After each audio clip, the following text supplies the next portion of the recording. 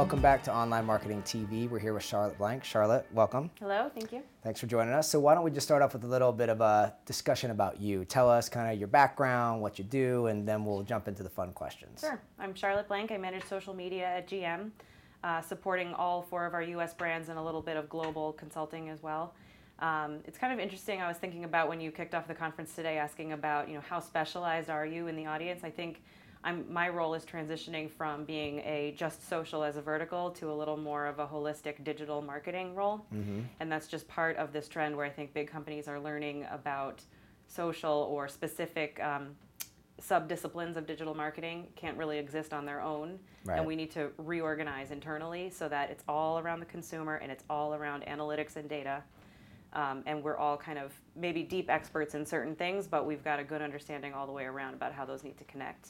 So I think this year my new role will let me, learn a lot more about some of the other elements. So talk to me a little bit about your role and how that pervades throughout the organization. Give us a sense of what's going on behind the closed doors there and who's working with who and how you kind of fit into that whole equation. Sure, that's really been a big part of kind of my job at GM in the last year and a half. Is we started out with an inventory and a just lay of the land. What's the social ecosystem at GM? Because it's kind of new, it's hot, everyone's doing a little bit of it. We work with dozens of agencies and partners, and it was kind of a mess. And so there was a need for a central kind of subject matter expert group, and an agency helped us with this as well to kind of figure out who everyone was. So we basically now have it set up with each of our 4 US brands has their own digital marketing team with their with support from their creative agencies. They manage their own social channels, they manage the tone of voice, the way they speak to their consumers, the type of content that resonates depending on their campaigns and their ongoing messaging.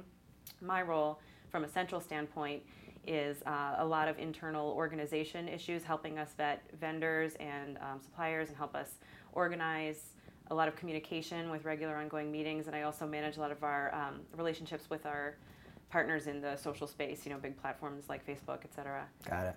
Interesting. What I heard in that is it sounds like to me you spend a significant amount of time managing relationships to get everybody to get on the same page, to do some things and to help each other in terms of drive this, whether it be a technology partner, an agency, or internal constituents. What's one of the kind of aha moments you've had when you're trying to manage all of these various folks moving the ball forward? Like we go, wow, if I could just encapsulate that idea and keep it moving. Anything that kind of stuck out to you while you guys are going through that process? I think we've been swinging on a pendulum of centralized versus decentralized in the model, the way we manage social media. There was a real need, I think 2 years ago, to kind of put a spotlight on it at the center and have a social agency that did everything for us, and we did everything kind of from a central standpoint. We're kind of moving it back towards the brands and giving them more of that creative voice and the ability to come up with big ideas where social is at the center. But there are some elements of social media that we still feel very much need to be centralized, and I think the most important is probably metrics and analytics. So when we use not only social listening tools to understand what people are saying about us, our share of voice and sentiment, but how that ties in from a market mix modeling standpoint, where we're looking at results from our OLA campaigns and our web analytics, bringing all of that together in one central brain that ensures consistency across our brands. I think it's something that we're really missing, because sometimes we tend to, big company silos form, and Chevrolet might be doing one thing and defining success one way, and Buick another way. So I think this is going to be a big effort for us going forward this year, is bringing that all together in a central. Great. So brand. OLA. Online advertising. Got it. So make sure everybody understands OLA. So let's get a little bit onto the tactical side. What are you starting to see that's driving the needle for where you go, wow, if I had to place my bet on one area to kind of put more budget in and to be known for within the organization and put my full girth behind it, what would you say, and what are you seeing really kind of make things push forward more than the others? I think a big area of opportunity for us this year will be mobilizing our owners, current GM vehicle owners.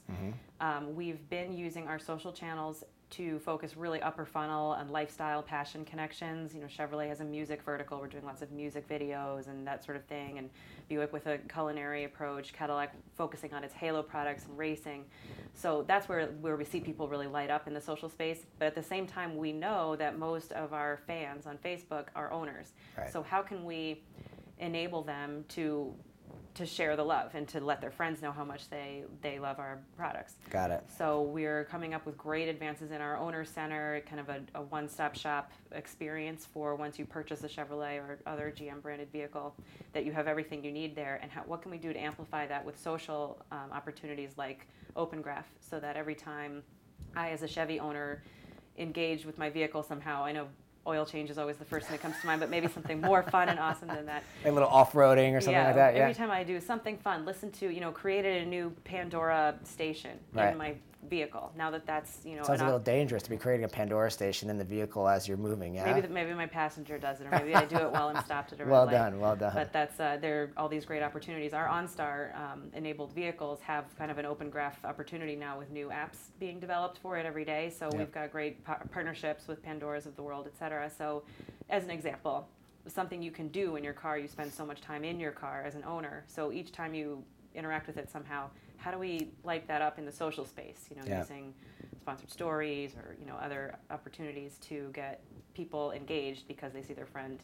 We just need to figure out this telepathy thing so we could start just having these things go straight into our tweet streams and then it'd make it a lot easier. That would make it easier. That neuroscience degree would. There you go. Perfect. So I love what you were talking about in terms of lifestyle, because what I hear you say is that we're building our social media presence into what people are doing and how they live and what they really like, because a lot of times they're not enthusiasts about the actual product at an individual level, but they're enthusiastic about that product as it relates to certain areas and moments in their life. Yep. Talk to me about just how you guys integrate into lifestyle. Do you guys have to partner with other organizations that are lifestyle built, or are you just trying to build your own mini brands that are lifestyle built that incorporate the product, if that makes sense? Certainly. I think, again, it depends on the vehicle. So we do have, or on the nameplate, some people, Camaro fans, they just want to just rage about their Camaro and they want all content that's Camaro related.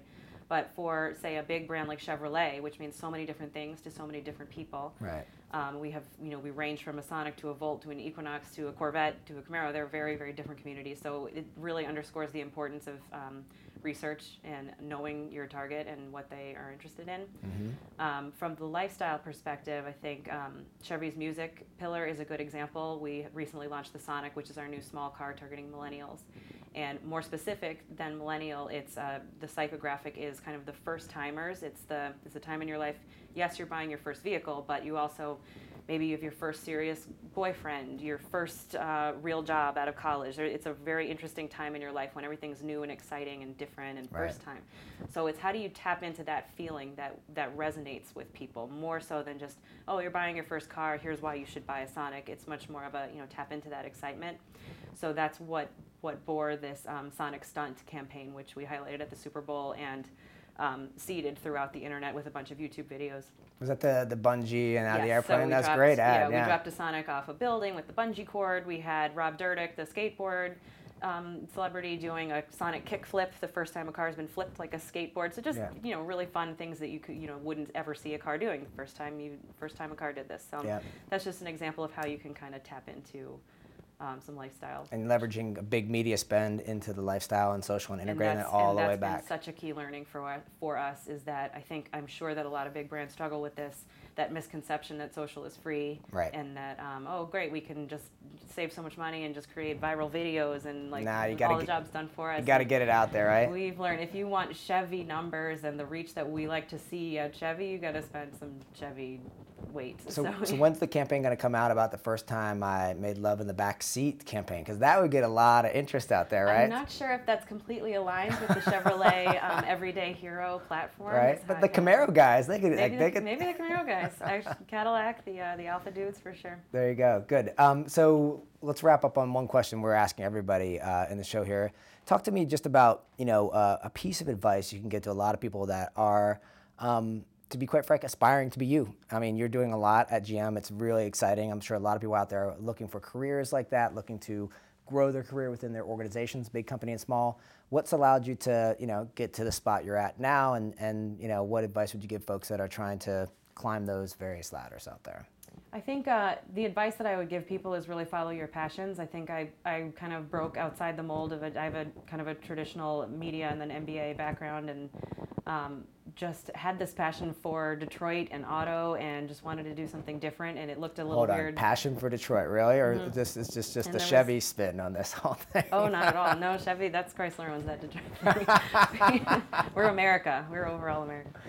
But in hindsight, I was applying at a company and tearing the walls down trying to get into this dream job really while they were filing for bankruptcy. It makes no sense, but I just, it was an intuitive decision. So that's kind of the advice that I give people, that if you're passionate about something, that's the best way to get in. I love it. And you just said something that's really key to me, and we talked about it earlier today, is just allowing it to kind of flow by itself. Because if you try to get in at the best moment with the best company at the best time, you're probably going into a very short-lived situation. But if you get in at the not so best time, a little bit where it's a little bit hard, you got to put in the effort and help build it up. Yep. There's opportunities. Absolutely. If you allow yourself to think like that, allow the short term to, be supplanted by the long term. Great piece of advice. Love Since I've been there, it's been like catching a kite tail. I mean, GM has just been performing so well in the past year. I'm so proud to have been even a tiny part of it. That's cool. Great. Look forward to watching you as your career grows and everything else. And thank you for joining us on the show. Thank you.